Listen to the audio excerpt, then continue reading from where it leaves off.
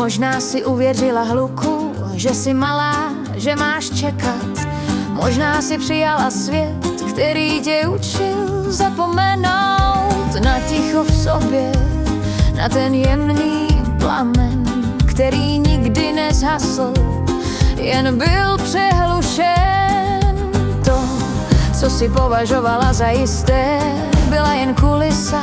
Strach byl jen stín, který neměl vlastní zdroj. Najdi v sobě to světýlko, probuď se. To, co držíš jako realitu, je jen mlha. Za ní je život, skutečný, syrový, nádherný. Pojď ho uvidět.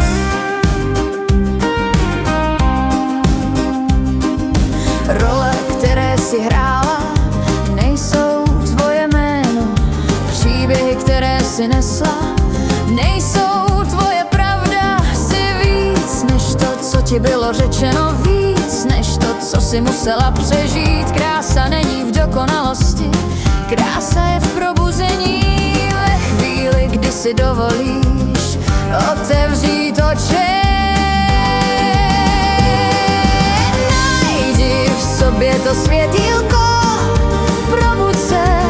Vše, co tě drželo, byla iluze.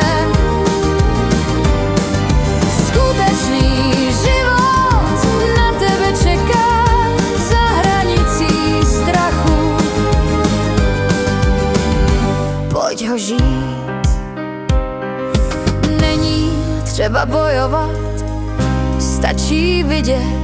Stačí si vzpomenout, kdo jsi byla dřív, než tě svět přesvědčil o opaku.